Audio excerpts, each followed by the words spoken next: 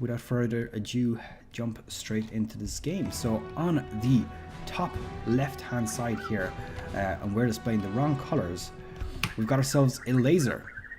Elazer is the Polish player on Team QLASH, or QLASH, whatever way you want to pronounce that. Mikołaj Ogonowski. He's 20 years old, playing the Zerg here on Blackwater LE. His opponent is going to be Nice. Nice is a player from Taiwan. We don't know his age. He's on Team BearMe, or Clan BearMe, that's how it says on Team Liquid. His name is Huang Shiang, and this is, of course, that is a really weird noise on this map. Very, very weird indeed. Okay, so he's starting off very similarly to the previous game, as you can see here, with his gateway at his expansion, the natural expansion, of course.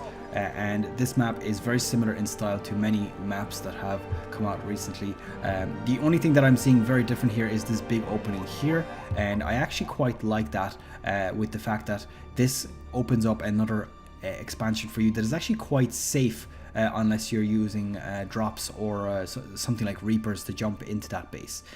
So Elazer starting off pretty much the same with the hatchery first. Now, of course, we are past the 1 minute point, so spoiler is now up. Sorry, no, it's not Nice, it's Elazer. So Elazer is on 1, Nice is on 0. We're on the second game of this round of 16 matchup.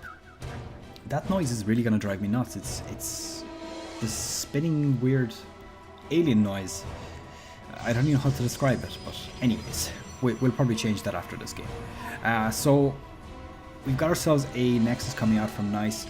We're gonna see how exactly he continues off now. 2 assimilators coming up suggest that he might go for that Stargate again, simply because of the amount of gas that he's gonna need to sustain those units.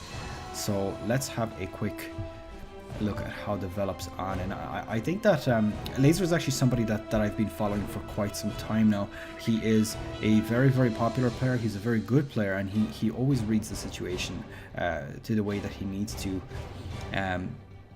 which is a great thing to see with a professional player.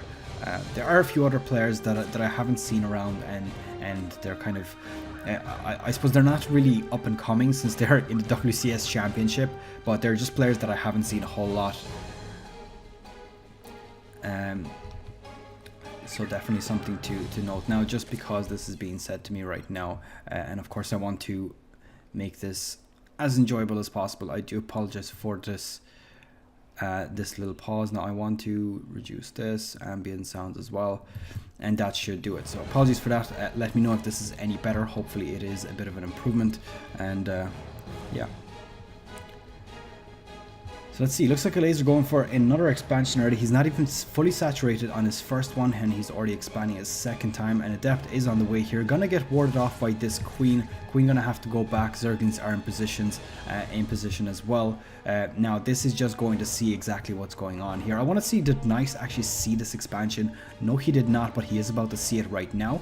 So gonna be aware of where the second expansion is.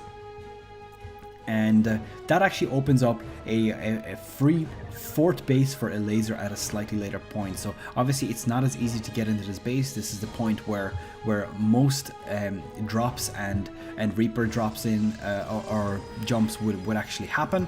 Obviously we're not seeing a Terran here, but that's where it would happen in normal cases.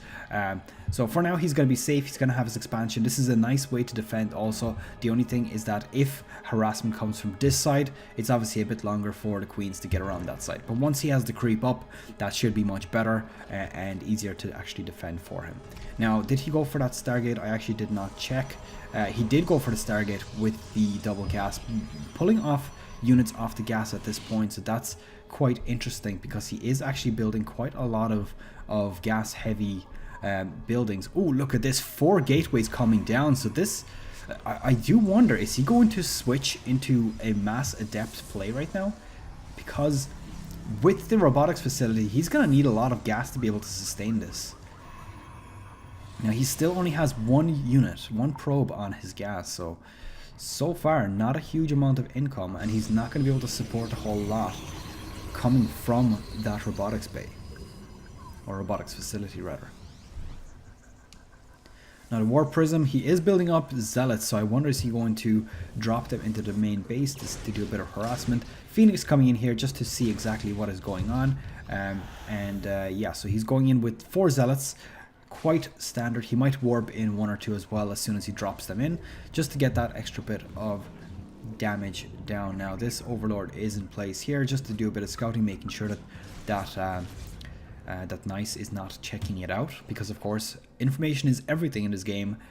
And if you know, oh, that's a huge warp in. Look at all these Zealots. So we've got ourselves, what's that, 9, 10, 11, 12 Zealots over here, ready to potentially deny this base. No, he runs straight past it, running towards these Zealots. And is he going to engage them? Wasting the Zealot charge. Unfortunately, 1 Zealot getting caught out. The War Prism is still here, picking up 4. Gonna probably drop them in behind the Queens, and the Queens are in a lot of trouble here. There are a few Roaches mixed in with them. 3 Queens and a few Roaches might be able to hold us off, but will it be enough? The army supply is favoring Elazer once more. And it does look like he is doing just fine. Not a whole lot of economic damage done here. In fact, I don't think he's focused down the drones at all. And I think that, to be honest, even if he took out a few drones there, it would have probably been more beneficial to him than to attack the actual units. Now, taking out Queens, don't get me wrong, is not a bad thing whatsoever. It reduces the creep spread, it reduces larva injects, but it's not as beneficial, in my opinion, when he's already on 3 bases, to take out just Queens with this amount of Zealots when you've only killed off 1 worker, because he's going to be able to bring those back quite quickly. Queens are not that expensive.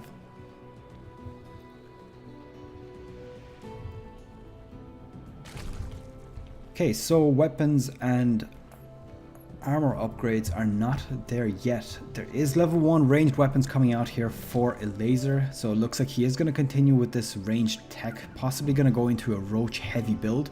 Gonna potentially see some Ravagers as well, but we'll see about that. Ravagers typically get triggered when you have some bigger units around the back, such as Colossi, that need to be picked off. I don't see that happening just yet. At the moment I'm just seeing 1 Immortal and a bunch of Zealots and Adepts. Now, did he bring more units onto the gas? Yes, he did. He's got himself 2 gas at the moment, which is not enough to sustain a whole lot of heavy units, but it probably is enough just to sustain the 1 robotics bay plus the gateways. Now, these Roaches are coming straight down here. The army supply is almost double for a Laser, so this is quite dangerous. And oh my god, here we go. The Ravagers are coming in now. This is going to be huge, and the Zealots engaging just before those Ravagers popping out as well. The Corrosive Biles coming down, not actually hitting anything with them, but does he have enough to simply clean this up? 82 to 16 supply, I certainly think that it might be. And nice Corrosive Biles taking out a few of those Zealots before they even managed to pop out. And Elazer doing it again with a 2-0. Wow, that was an absolutely stomp of a game. Such good defenses, and then simply destroying his army here up the front. Not a whole lot that Nice could have done there. And I seriously hope that Nice is going to come back from this, because at the moment it seems that every time that Nice is building his 3rd base, he's obviously got to throw in that 400 minerals to build that up, but he just seems to fall too far behind on his economy and not have the production capability that Elazer has with 3 bases. So seems like a very strong position for Zerg, especially in this patch right now, where 3 bases seems to produce a massive amount of units compared to your opponent. So that's quite a nice and interesting game. We'll move on to game number 3 next.